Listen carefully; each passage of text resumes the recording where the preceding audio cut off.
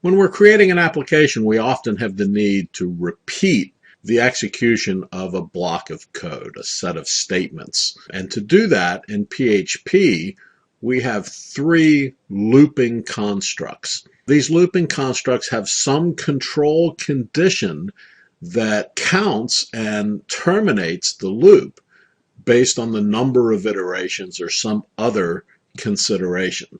The while loop uses some condition that resolves to a true or a false. And as long as that condition is true, the block of code that's controlled by the while loop will continue to execute. So within that block of code, we must set the condition that will terminate the loop. Otherwise, the loop will run infinitely because the condition will always be true.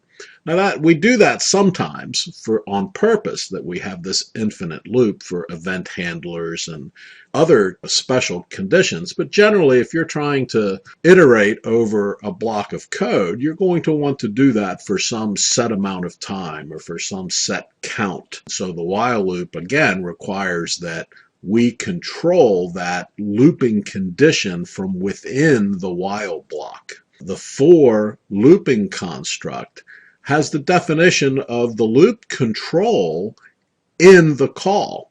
So when we create a for loop, we have to give it a starting value, we have to give it an ending value, and we have to give it the increment by which it's going to count the number of iterations through the code block. And then the for each looping construct is a specialized looping construct that keeps count for itself.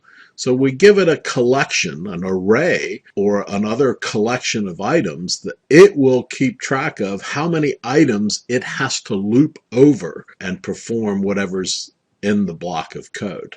Now, once we're inside a block of code, we want to keep that control, so we can set the looping variable in a while loop to terminate the while loop whenever we want inside of the code.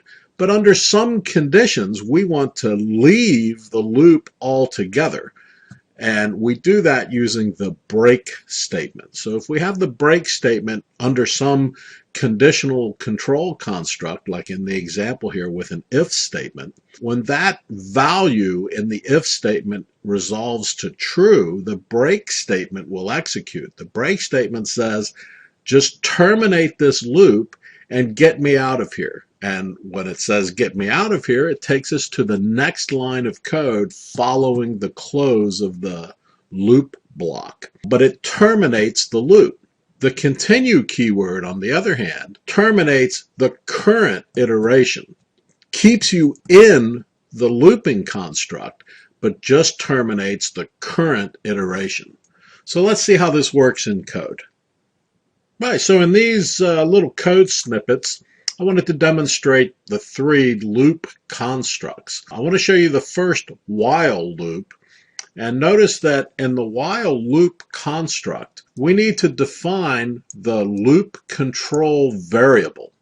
Outside of the while loop, outside of the while definition, we need to have some control variable.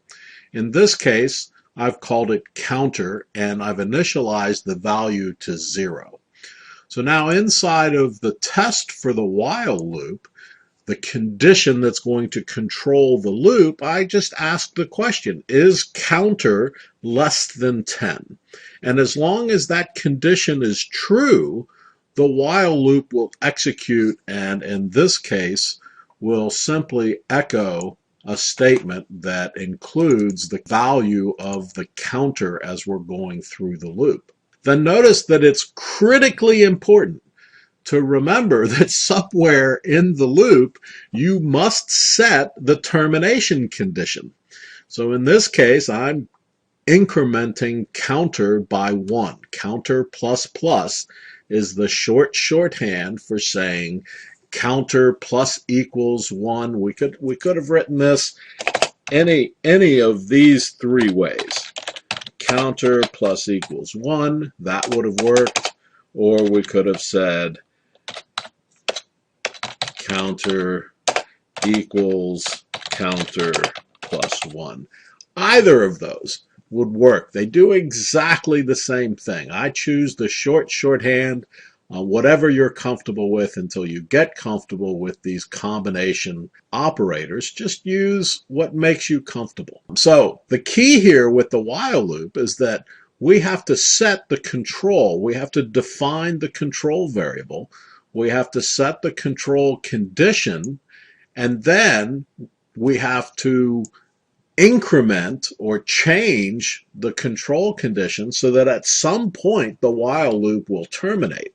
In contrast to that, if we look at the for loop, inside of the for loop construct, we're actually defining our control variable, we're testing the control variable, and we're incrementing the control variable. And all of that happens on one line of code, versus on the while loop having the initialization, the test, and the incrementation in separate parts of the code. Easy to forget one of those, and typically the thing that's forgotten is the increment, so that the while loop never terminates. So from that perspective, I'm in favor of the for loop. But again, it's a stylistic decision because functionally they do exactly the same thing. So in this case, for the for loop, I'm just printing out another line of code with the counter value as it's going through the loop. And now we haven't talked about arrays yet, but just accept that we're creating an array here that has the values. An array is a collection of values that contain the values 0 through 9, just the integer values 0 through 9. And then the for each loop says, take that collection of values, call that collection of values num, and then print each of those num values. And when you're done, when you're at the end of the collection, just terminate the loop. So this is a very nice, when we have collections, this is a very nice looping construct because it controls itself. So let's run this and see how we do. Let me just reload the page because I've already run it here once. So I reload the page and we have the while construct counting 0 to 9. Notice that it's less than 10, so we never do the number 10. Same thing with the for loop. And then for the for each loop, we're counting through elements, the values that are inside of the collection, and those values are 0 through 9. So just to show you how simple it is to forget to control the loop construct in the while, I'm just going to comment this out, save it, and we're going to rerun this, and you'll see that it's not loading. It's not loading because on the server side, we're stuck in this while loop. It will never terminate. Notice that now we just got a dump from the server. All of the values are 0 because the counter never increments. And so this condition, while less than 10, will always be true.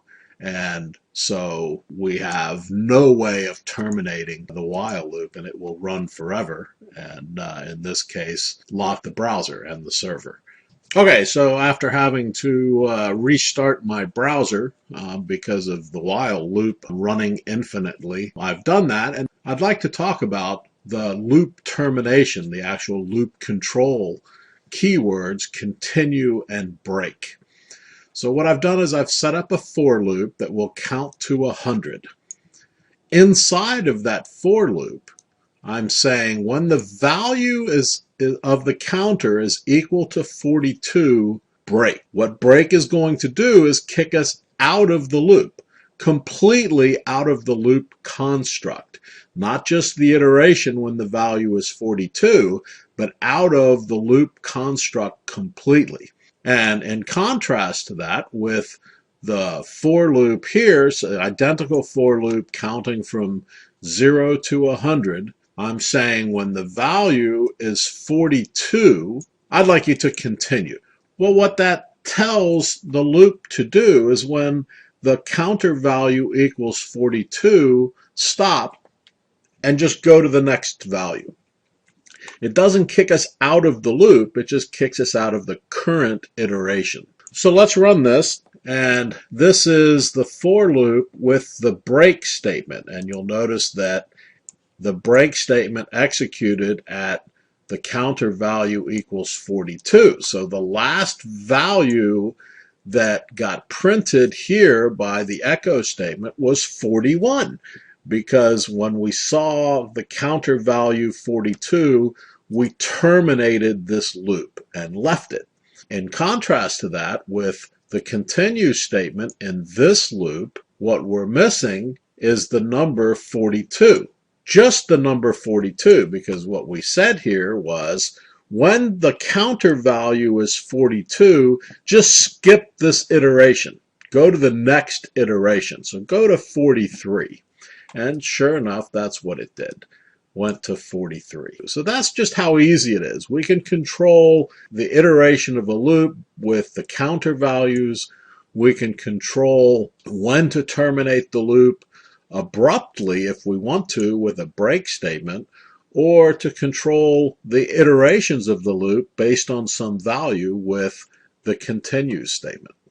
Okay, so now it's your turn with an exercise. What we'd like to do is create a web page that is going to print the values from 0 to 10, but in reverse order. Use a for loop to do this and print them in reverse order. Then use a while loop to print the square of the while loop control variable, the counter for the while loop.